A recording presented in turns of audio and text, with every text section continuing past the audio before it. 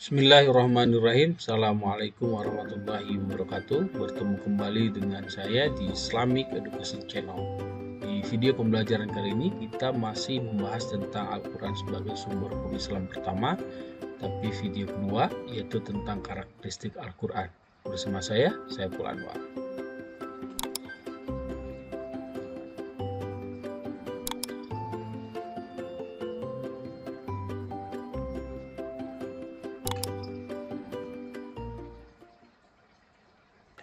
Bismillahirrahmanirrahim. Kita masuk ke topik kedua dari materi Al-Quran sebagai sumber hukum Islam pertama, yaitu tentang karakteristik Al-Quran. Di video pertama, nanti Anda tonton lagi, kita sudah berbicara tentang apa itu Al-Quran, di mana Al-Quran itu pertama dia merupakan firman Allah, kalamullah, diturunkan kepada Nabi Muhammad sebagai mukjizat abadi sampai hari kiamat. Artinya tidak akan ada satupun yang mampu menandingi Al-Quran, menandingi kemukjizatan Al-Quran. Salah satunya adalah terkait mukjizat dari sisi bahasa. Bahkan Al-Quran sudah menantang, yuk, kalau Anda ragu dengan Al-Quran, kalau Anda tidak yakin bahwa Al-Quran itu bukan buatan Muhammad, kata Allah, datangkan. Jangan satu surat, jangan satu ayat, satu huruf saja, itu tidak akan ada yang mampu menandingi itu.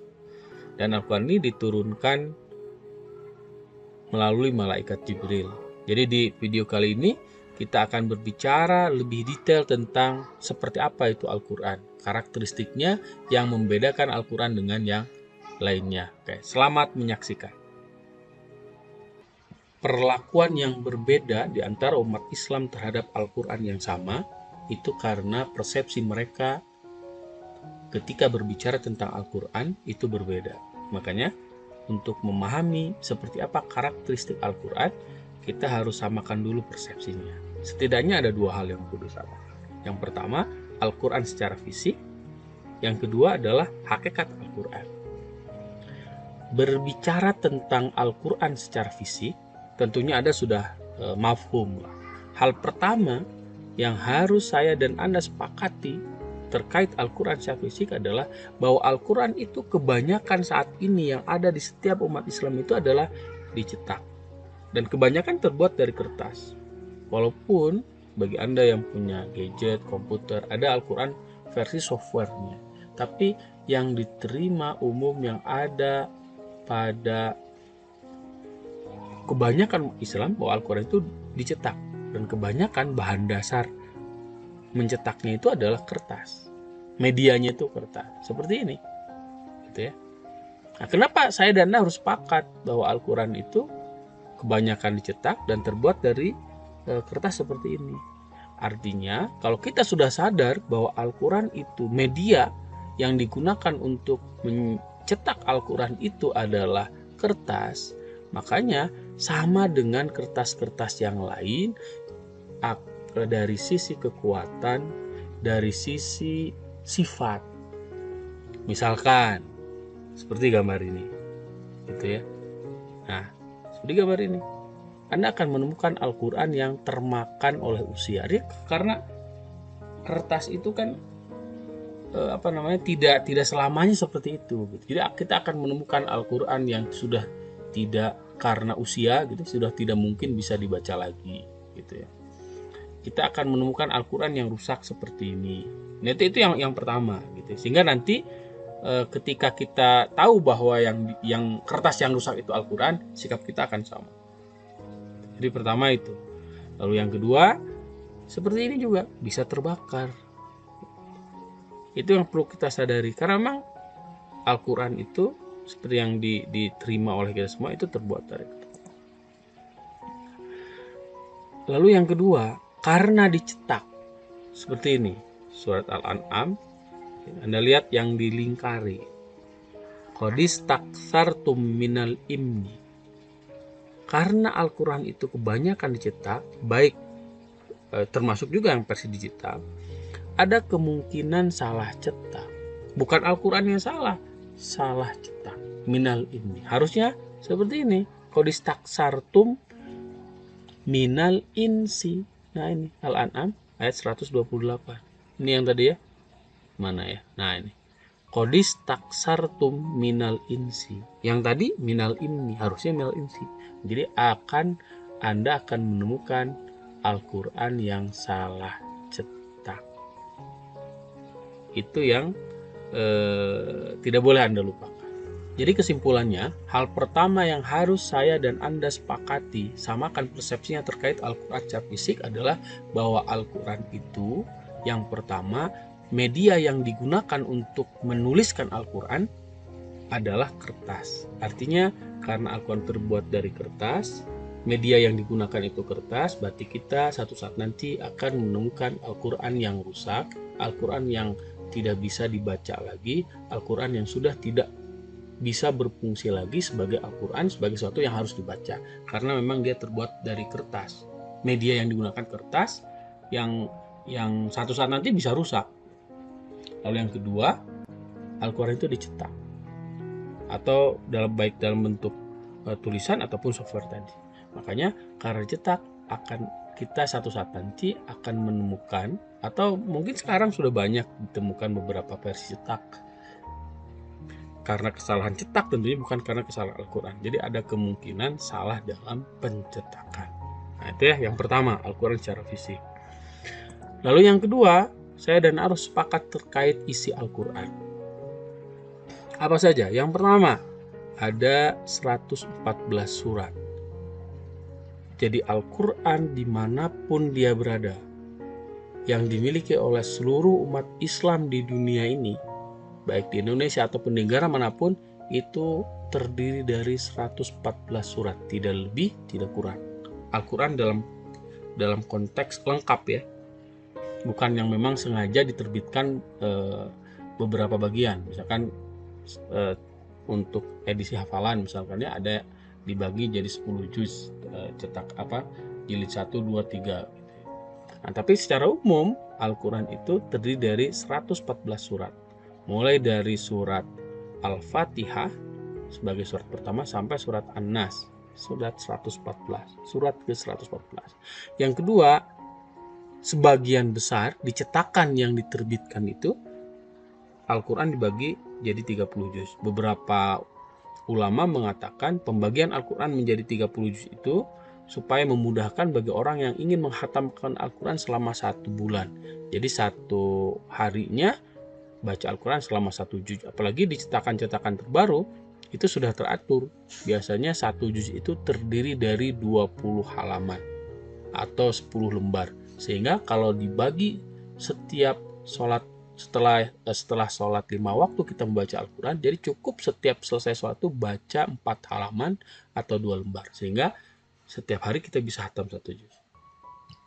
Lalu yang ketiga, nah ini yang sering jadi polemik gitu ya, terkait jumlah ayat Al-Quran.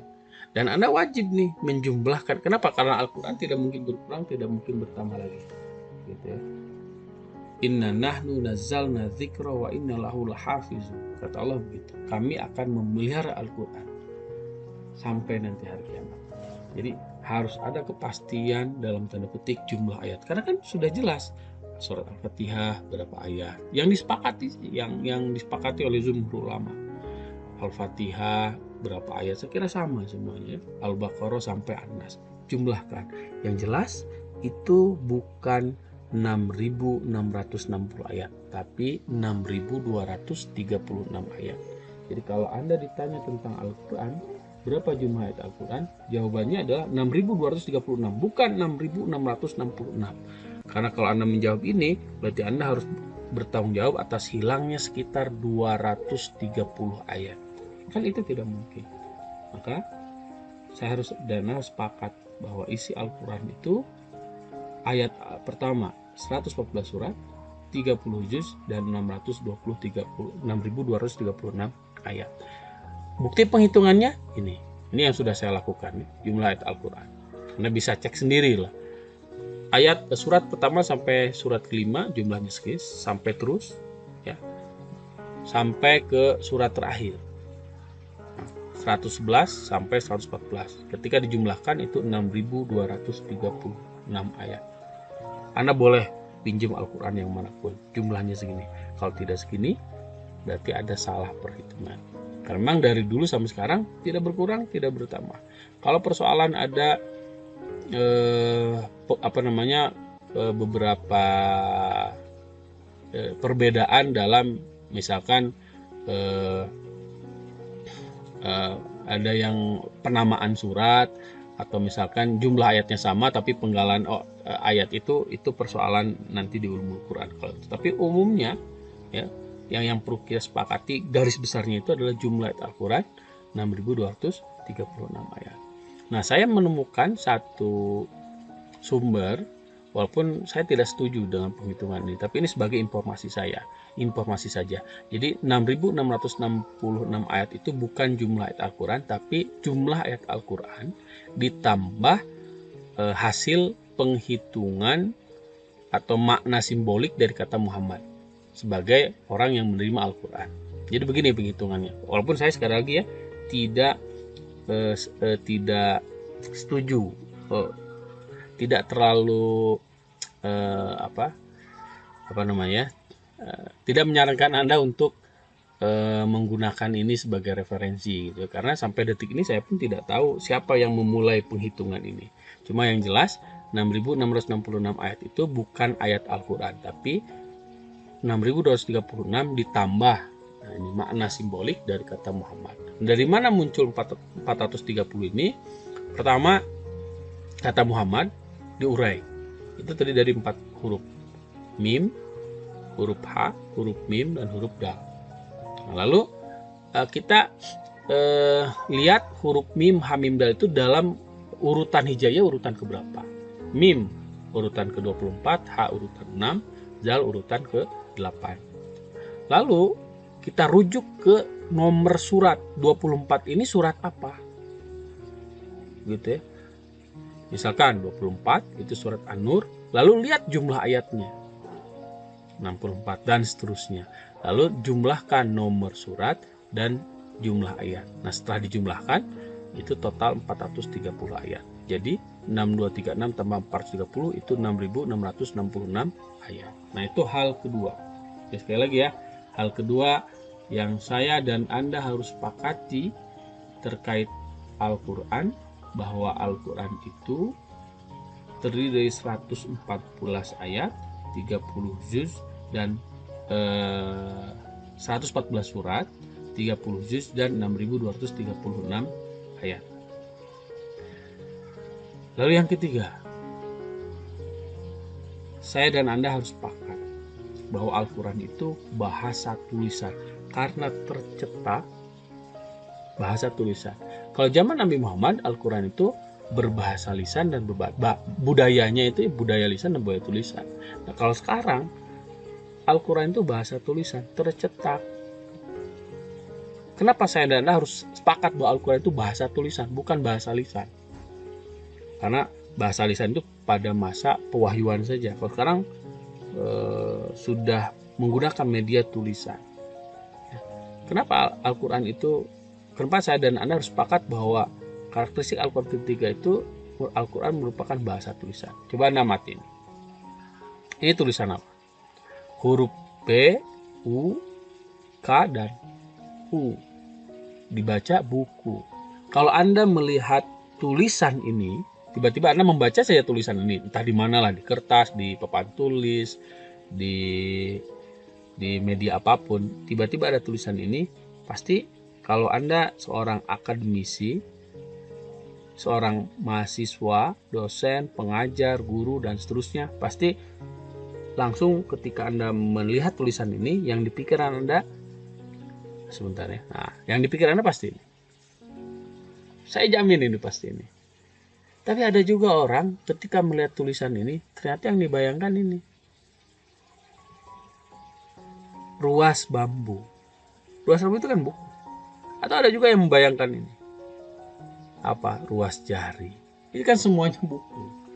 Nah, yang jadi pertanyaan, dari 3 interpretasi terhadap tulisan ini, mana yang menurut paling benar? Yang pertama, yang kedua, atau yang ketiga? Mana yang paling benar? Atau paling tidak gimana caranya supaya kita tahu ini yang paling benar itu gimana? Cara tercepat untuk mengetahui bahwa di antara tiga makna ini yang paling benar terkait makna dari tulisan ini. Gimana caranya? Nah, sederhana sebetulnya. Caranya apa? Lihat siapa yang menulis tulisan ini, tanyakan ke penulisnya.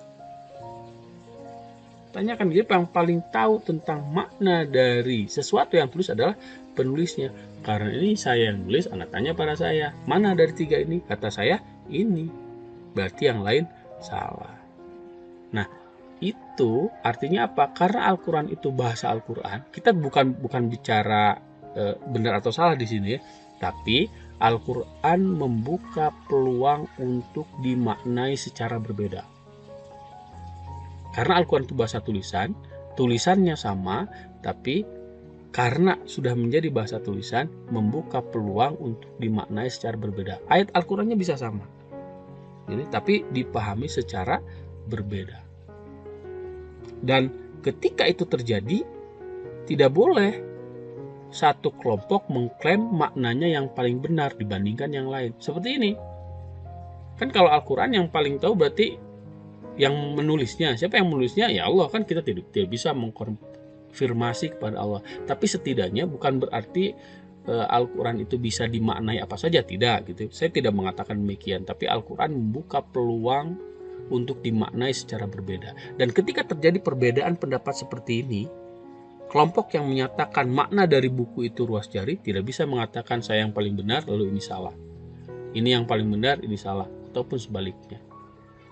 Catatannya, selama metode menafsirkan yang mereka gunakan itu benar. Jadi kalau menafsirkannya serampangan, itu yang salah. Tapi kalau selama metode yang digunakan dalam menafsirkan, memaknai ayat itu benar, berbeda pendapat, itu nggak ada masalah. Jadi, misalkan nih, dengan pendekatan akademik, ya buku itu maknanya ini. Dengan pendekatan misalkan pertanian, ya buku ini, ya ini, ruas bambu. Ketika Anda misalkannya orang fisiologi, ya menginterpretasi, wajar buku itu ini ruas jari. Yang salah itu tiba-tiba ada orang yang mengatakan buku itu adalah meja misalkan. Nah, itu baru salah karena salah metode yang digunakan gitu. Jadi salah satu penyebab perbedaan pendapat dalam Islam adalah karena Al-Quran bahasa tulisan yang membuka peluang bagi setiap orang yang mumpuni dalam menafsirkan Al-Quran untuk berbeda pendapat. Apalagi Al-Quran zaman dulu belum seperti sekarang. Coba Anda perhatikan. Ini lebih banyak lagi peluang perbedaan pendapatnya itu walaupun ayatnya sama. Coba perhatikan ini. Anda pasti bisa baca ini. Bismillahirrahmanirrahim. Anda perhatikan yang merah ya. Ayat kedua, A'udzubillahi minasyaitonirrajim. Kalimat kedua maksudnya. A'udzubillahi minasyaitonirrajim. Yang pertama, dengan menyebut nama Allah yang Maha Pengasih lagi Maha Penyayang. Aku berlindung, yang kedua ya, kepada Allah dari godaan setan yang terkutuk. Anda lihat, dulu itu Al-Quran, kalau ini kan tanpa baris ya. Dulu itu Al-Quran bukan hanya tanpa baris, tapi tanpa titik seperti ini. Anda lihat tulisan ini dengan tulisan ini. Ini kan berbeda dibacanya, tapi tulisannya sama. Jadi ketika dulu belum berharkat, berbeda dibaca saja, itu artinya beda. Ini dibaca rohim, ini dibaca rojim, itu kan artinya beda. Rojim yang terkutuk, ini yang penyayang, gitu, Maha Penyayang. Ar-Rahman Ar-Rahim. Apalagi kalau Anda kaji lebih banyak lagi terkait sejarah tulisan Al-Quran. Nah, itu pasti akan membuka peluang interpretasi yang berbeda. Itu yang ketiga ya. Jadi Al-Quran bahasa tulisan. Artinya ketika saya dan Anda sepakat bahwa Al-Quran itu berbeda, Al-Quran itu bahasa tulisan, saya dan Anda akan menyadari bahwa Al-Quran membuka peluang untuk dimahami secara berbeda. Dan berbeda itu jangan dijadikan persoalan selama perbedaan makna yang dihasilkan oleh para mufasir dilakukan dengan metode yang benar, metode penafsiran yang benar yang sudah disepakati oleh para ulama. Oke, lalu yang keempat, saya dan Anda harus sepakat bahwa Al-Quran itu bahasa Arab. Kenapa saya dan Anda harus sepakat bahwa Al-Quran itu bahasa Arab? Bukan bahasa yang lain. Supaya saya dan Anda menyadari bahwa cara terbaik, karena Al-Quran itu karakteristiknya dia itu berbahasa Arab, cara terbaik untuk memahami Al-Quran adalah dengan belajar bahasa Arab. Itu pun ketika kita bisa bahasa Arab, belum tentu bisa menafsirkan Al-Quran. Contohnya apa? Orang-orang Arab, semua mahir bahasa Arab, tapi kan mereka tidak bisa, tidak semua yang jadi mufasir.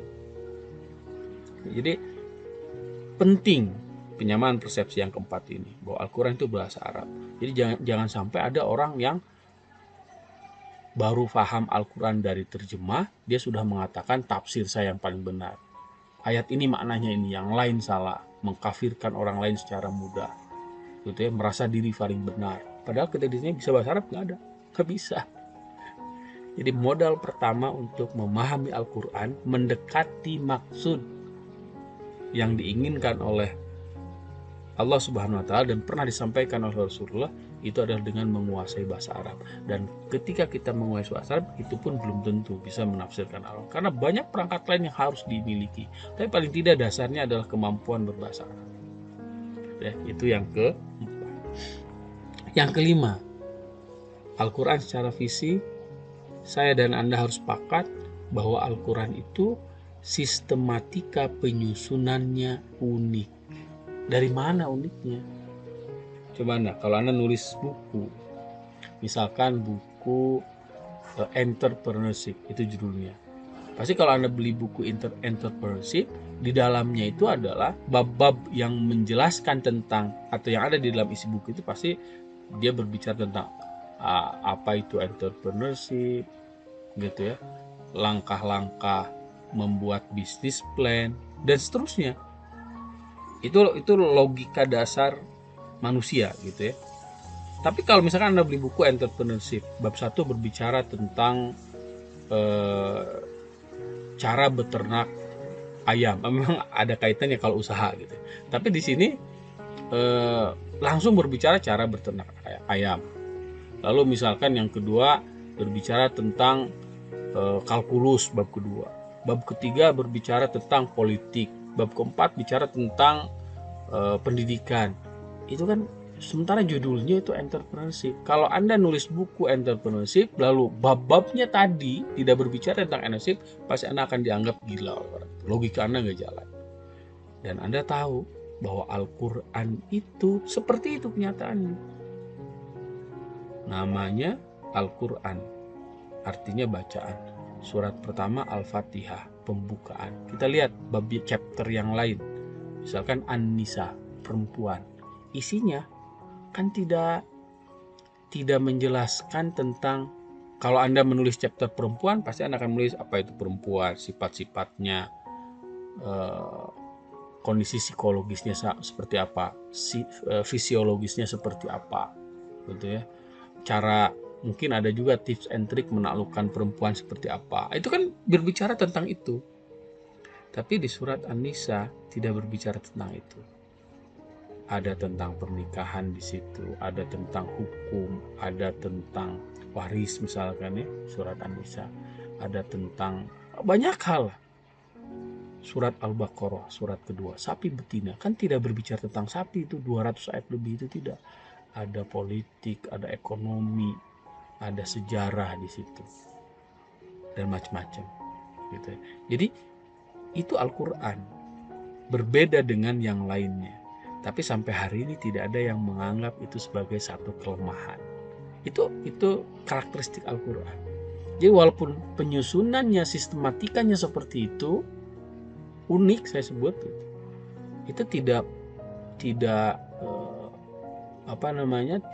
menurunkan posisi Al-Quran sebagai sesuatu yang tidak dibuat oleh makhluk, gitu ya. Sebagai sesuatu yang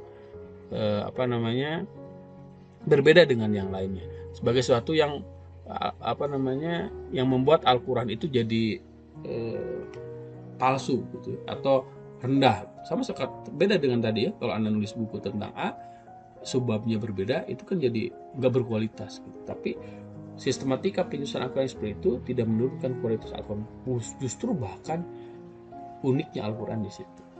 Ya, banyak para orang non Muslim yang dulunya menggunakan itu untuk mengorek-ngorek kesalahan Al-Quran, tapi setelah mereka paham bahasa Arab, ternyata mereka menemukan luar biasanya Al-Quran, salah satunya dari sisi sistematika penyusunan, bukannya dari sisi bahasanya. Ya, itu hal yang kelima, termasuk urutan surat dari mulai Al-Fatihah sampai An-Nas, posisi ayat itu sifatnya tauqifi. Jadi malaikat Jibril sudah menyampaikan kepada Muhammad bahwa surat ini surat sekian, ayatnya sekian, baru turun sekian. Makanya di beberapa literatur Ummul Quran, ayat terakhir yang turun itu adalah surat Al-Maidah ayat 3. Artinya apa? Ayat 1 kedua sudah turun, ayat 4 sampai ayat terakhir sudah turun, tapi ayat 3 surat Al-Maidah turun di akhir-akhir kenabian, atau dinyatakan sebagai ayat yang terakhir diturunkan. Gitu ya. Dan yang terakhir, yang keenam, terkait Al-Quran secara fisik, saya dan Anda harus sepakat bahwa Al-Quran itu maknanya global dan kebanyakan simbolik. Dan karena global dan simbolik di Al-Quran itu, ini karakteristik Al-Quran yang keenam, jarang ada rincian terkait rincian hukum yang isinya prinsip-prinsip umum. Bahkan ketika terkadang Al-Quran menginformasikan sesuatu itu secara simbolik, artinya tidak langsung to the point, tapi lewat perumpamaan, sehingga ketika seseorang akan memaknai Al-Quran itu tidak bisa hanya berdasarkan teks yang tertulis, tapi harus memahami, bisa jadi ada unsur balagiahnya dari sisi kemampuan berbahasa, susunan ayatnya, itu kan sudah direncanakan oleh Sang Maha Perencana. Dari sisi kalau dia misalkan ada masalnya, perumpamaannya, jadi makna simbolik dari ayat, jadi tidak bisa dipahami secara tekstual, konteksnya harus diikuti. Itu ketika kita akan memaknai Al-Quran. Jadi saya dan harus sepakat bahwa Al-Quran itu maknanya global, sehingga kita memahami bahwa di Al-Quran itu prinsip-prinsip umum yang ada dan butuh sumber hukum lain yang menjelaskan itu. Salah satunya adalah As-Sunnah. Kebanyakan simbolik artinya memahami Al-Quran tidak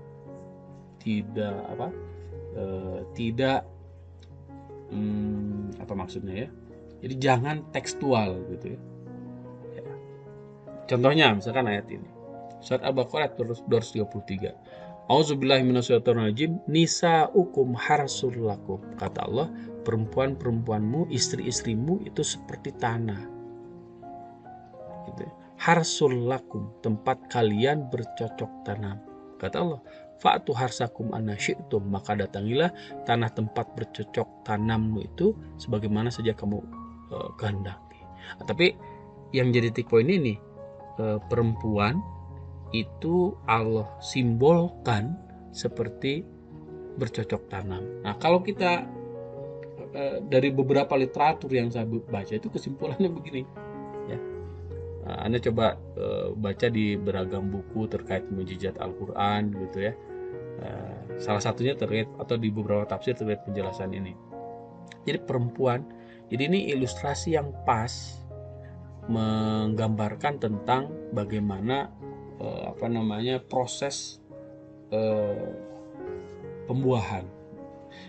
Perempuan diibaratkan seperti ladang. Ladang itu kan fasik, gitu ya. Laki-laki itu orang yang menanam, artinya dia yang aktif. Nah, dalam proses pembuahan secara biologis itu kan sel telur itu diam.